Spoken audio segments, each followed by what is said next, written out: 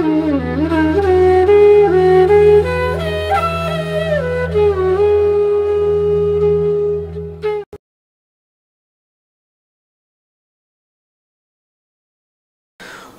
दर्शक बिंदु पंडितजी भिखुसी जातक बोलছি 2024 मिथुन राशि जातक जातिकारा কিভাবে কাটাবেন এবং কেমন যাবে আপনাদের 2024 তাই নিয়ে থাকবে আজকের আলোচনা। অর্থাৎ কালপুরুষের তৃতীয় ভাব মিথুন রাশির ঘর। তৃতীয় ভাব মূলত সহোদর ভাব। তৃতীয় ভাবের অধিপতি হচ্ছে বুধ। যদি কখনো মিথুন রাশির জাতক জাতিকাদের অধিপতিকাগ্রহ বুধ যদি শুভ অবস্থা থাকে, আমরা জানি সেই জাতক জাতিকা উচ্চ শিক্ষা পায়। বুধ যদি শুভ অবস্থা থাকে ব্যবসা বাণিজ্যের ক্ষেত্রে সাফল্য আসে। বুধ যদি শুভ অবস্থায় থাকে বিদেশে পড়াশোনার ক্ষেত্রে সাফল্য মেলে। বুধ যদি শুভ অবস্থা থাকে সেই সমস্ত জাতক জাতিকারা প্রচণ্ড মেধাবী হয়। বুধ যদি অশুভ অবস্থা থাকে সেই সমস্ত জাতক জাতিকাদের নানা রকম বুদ্ধি নাশ ঘটে। অর্থাৎ কালপুরুষের তৃতীয় ভাব হচ্ছে মিথুন রাশির এই ভাব নিয়ে থাকবে আজকের আলোচনা। প্রথমেই আসব বর্তমান বছরে গ্রহগত অবস্থান। মন্থর গতি সম্পন্ন গ্রহ শনি, বৃহস্পতি, রাহু, কেতুর অবস্থান নিয়ে প্রথমে আলোচনা করব।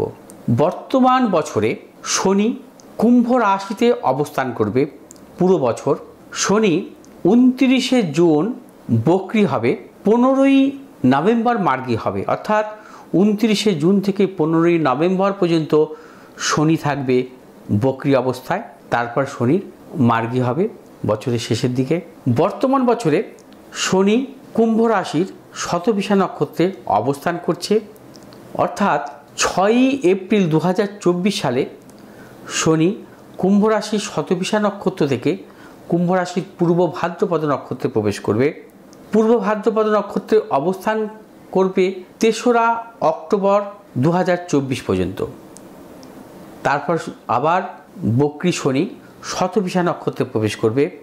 27শে ডিসেম্বর পর্যন্ত শনি শতভিষা নক্ষত্রের অবস্থান থাকার পর আবার কুম্ভ রাশির পূর্ব ভাদ্রপদ নক্ষত্রে প্রবেশ করবে 27শে ডিসেম্বর থেকে।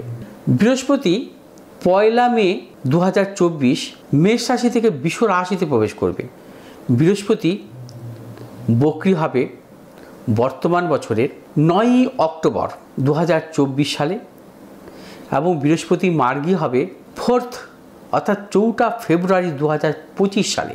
রাহুর অবস্থান থাকবে বর্তমান বছরে মীন রাশির রেবতী নক্ষত্রে এবং রেবতী নক্ষত্র থেকে উত্তর ভাদ্রপদ নক্ষত্রে প্রবেশ করবে 8ই জুলাই 2024 সালে। কেতু বর্তমান বছরে অবস্থান করবে কন্যা রাশিতে। 3rd এপ্রিল 2024 সালে কেতু চিত্রা নক্ষত্র থেকে হস্তা নক্ষত্রে প্রবেশ করবে। আবার 8ই জুলাই 2024 সালে কেতু কন্যা রাশির হস্তা নক্ষত্র থেকে উত্তর ফাল্গুনী নক্ষত্রে প্রবেশ করবে। এ হলো গ্রহগত সন্নিবেশ। এবার আমি আলোচনা করব বর্তমান বছরের মিথুন রাশির জাতক জাতিকাদের কি ঘটতে পারে। মিথুন রাশির জাতক জাতিকাদের বর্তমান বছরে শনি অবস্থান করবে আপনাদের রাশির নবম ভাবে, অর্থাৎ ভাগ্যভাবে স্বক্ষেত্রস্থ অবস্থান করবে। আপনাদের রাশির বর্তমানে একাদশভাবে অবস্থান করছে বৃহস্পতি। 1 মে থেকে বৃহস্পতি আপনাদের রাশির দ্বাদশভাবে অবস্থান করবে। রাহু বর্তমানে আপনাদের রাশির দশমভাবে অর্থাৎ কর্মভাবে অবস্থান করছে, সারা বছরই কর্মভাবে অবস্থান করবে। কেতু আপনাদের রাশির চতুর্থভাবে অবস্থান করছে, সারা বছরই চতুর্থভাবে অবস্থান করবে। ভাগ্যভাবে শনির অবস্থান, শনি ভাগ্যভাবে অবস্থান কখনোই কিন্তু শুভ নয়, তাতে নানাবিধ ভাগ্য বিড়ম্বনা দেয়। কিন্তু যেহেতু শনির স্বক্ষেত্রস্থ নিজভাবে অবস্থান করছে, সেক্ষেত্রে মিথুন রাশির জাতক জাতিকাদের ক্ষেত্রে সেভাবে ভাগ্য বিড়ম্বনা যোগ নাও আসতে পারে। অর্থাৎ মিথুন রাশির জাতক জাতিকাদের সর্বক্ষেত্রে প্রতিকূলতা আসবে না। মিথুন রাশির জাতক জাতিকারা কিছু কিছু ক্ষেত্রে সাফল্য পাবেন বা ভাগ্য উন্নতিও ঘটতে পারে। তবে একটি জিনিস মনে রাখতে হবে, একটি কথা, শনি কিন্তু কখনো ভাগ্যভাবে বক্রী থাকা শুভ নয়। যদি কোনো জাতক জাতিকার জন্মছকে শনি যদি ভাগ্যভাবে বক্রী থাকে, যদি কখনো গোচরে শনি বক্রি অবস্থায় আসে, সেক্ষেত্রে কিন্তু সেই জাতক জাতিকার কিন্তু নানা রকম ভাগ্য বিড়ম্বনা দেয়। যেহেতু 29শে জুন থেকে 15ই নভেম্বর পর্যন্ত আপনাদের রাশির ভাগ্যভাবে শনি বক্রি অবস্থায় থাকবে, সেক্ষেত্রে কিন্তু কিছু কিছু ভাগ্য বিড়ম্বনাও দিতে পারে। ভাগ্য বিড়ম্বনা কীরকম দিতে পারে? কর্মক্ষেত্রে সাফল্যের ক্ষেত্রে ভাগ্য বিড়ম্বনা দিতে পারে, অর্থনৈতিক উন্নতির ক্ষেত্রে ব্যাহত হতে পারে, ব্যবসা ক্ষেত্রে সাফল্যের ক্ষেত্রে ব্যাহত হতে পারে, উচ্চশিক্ষার ক্ষেত্রেও ব্যাহত হতে পারে, বা প্রিয়জনের শারীরিক বিড়ম্বনাও আসতে পারে। বিশেষ করে পিতার শারীরিক বিড়ম্বনা আসতে পারে, আইন ঘটিত কোনো সমস্যাও আসতে পারে। অর্থাৎ 29শে জুন থেকে 15ই নভেম্বর এই সময়টা আপনারা কিন্তু সতর্কতা অবলম্বন করবেন, যাতে শনি যেহেতু বক্রি থাকবে প্রায় 140 দিনের মতন। এর পাশাপাশি এখন বর্তমানে যেহেতু বৃহস্পতি আপনাদের রাশির একাদশ ভাবস্থ আছে, 30শে এপ্রিল পর্যন্ত থাকবে। 30শে এপ্রিল পর্যন্ত আপনারা নানাবিধ সাফল্য পাবেন। অর্থনৈতিক সাফল্য, কর্মক্ষেত্রে সাফল্য, ব্যবসা ক্ষেত্রে সাফল্য, পারিবারিক দিক থেকে সাফল্য, সন্তানের সাফল্য পাবেন, বা নতুন কোনো ব্যবসার চিন্তাভাবনার ক্ষেত্রে সাফল্য আপনাদের কিন্তু আসবে 30শে এপ্রিল পর্যন্ত।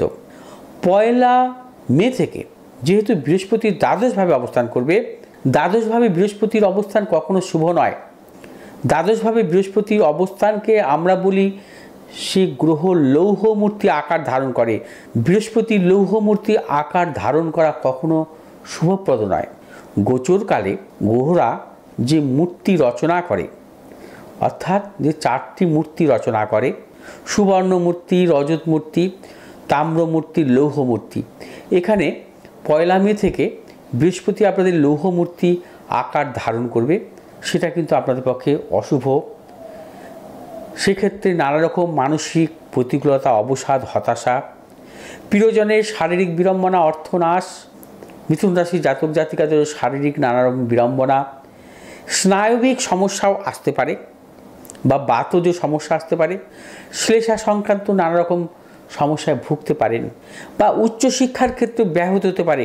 যারা বা আপনাদের সন্তানের নানা রকমভাবে কিন্তু তারা অমনোযোগীও হতে পারে, যারা যদি মিথুন রাশি জাতক জাতিকা হন পড়াশোনার ক্ষেত্রে, সে ব্যাপারে সতর্কতা অবলম্বন করতে হবে। মোটের ওপর বৃহস্পতি দ্বাদশভাবে থাকা এবং শনি যখন 29শে জুন থেকে বক্রি হবে, মিথুন রাশি জাতক জাতিকাদের ক্ষেত্রে মোটেই ভালো নয়।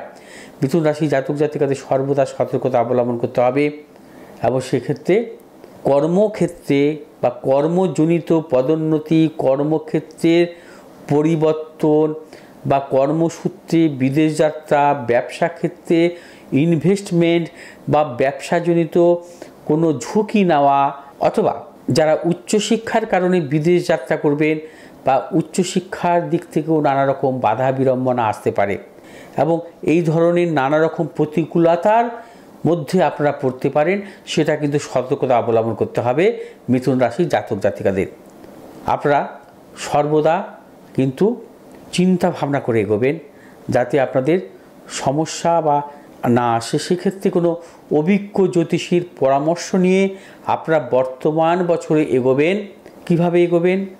যদি আপনাদের কর্মজনিত ব্যাপার হয়, ব্যবসাজনিত ব্যাপার হয়, বা নতুন কিছু ক্রয় বিক্রয়ের ব্যাপার হয়, বা বিবাহ সংক্রান্ত ব্যাপারে হলেও আপনারা কিন্তু কোনো অভিজ্ঞ জ্যোতিষীর পরামর্শ নিয়ে এগোবেন। কারণ দ্বাদশভাবে বৃহস্পতির অবস্থান, নবমভাবে শনি বক্রি, তার পাশাপাশি কেতু হচ্ছে আপনাদের চতুর্থভাবে অবস্থান করবে। কেতু চতুর্থভাবে অবস্থান ভালো নয়। কেতু চতুর্থভাবে অবস্থান করলে মায়ের শারীরিক বিড়ম্বনা আসে। কেতু চতুর্থভাবে অবস্থান করলে সুখ শান্তি বিঘ্ন ঘটে। চতুর্থভাবে কেতুর অবস্থান থাকলে গৃহ সমস্যা হয়। চতুর্থভাবে কেতু থাকলে তার যানবাহন সংক্রান্ত সমস্যা আসে, বা কেতু চতুর্থভাবে অবস্থান করলে তার অর্থনাশের প্রবল যোগ আসে।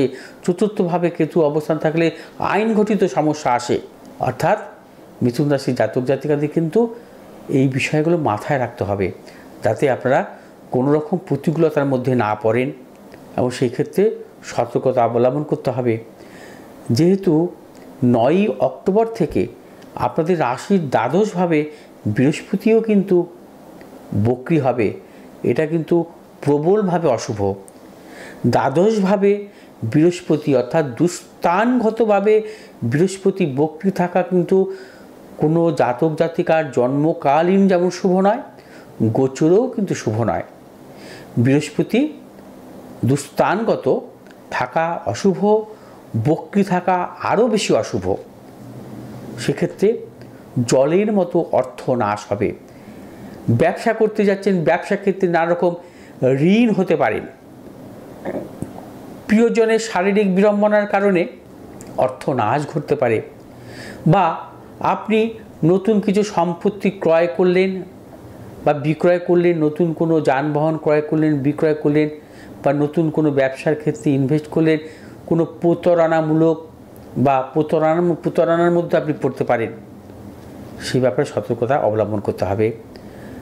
মিথুন রাশির জাতক জাতিকারা বর্তমান বছরে ঝুঁকি নেবেন না, সাবধানতা অবলম্বন করবেন।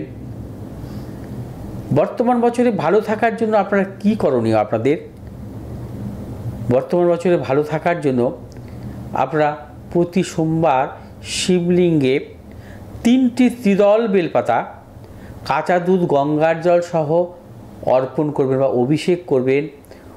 ওম নাগেশ্বরায় নম এই মন্ত্রে 11 বার এই মন্ত্রে।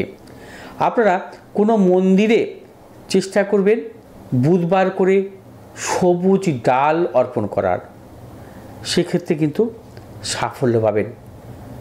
আপনারা কোনো দুস্থ মানুষকে বা কোনো ব্রাহ্মণকে অথবা কোনো মন্দিরে সবুজ ফল দান করতে পারেন। আপনারা 3টি ফলের রস দিয়ে আপনার শিবলিঙ্গে অর্পণ করতে পারেন। আরেকটি কি করতে হবে? প্রতি বুধবার করে কমপক্ষে 11টি দূর্বা গণেশের উদ্দেশ্যে অর্পণ করবেন। 11টি দূর্বা। ওং গাং গণপতে নমঃ এই মন্ত্রে 21 বার এই মন্ত্রে 11টি করে দূর্বা অবশ্যই গণেশজির উদ্দেশ্যে অর্পণ করবেন। যদি 21টি দূর্বা অর্পণ করতে পারেন আরও ভালো।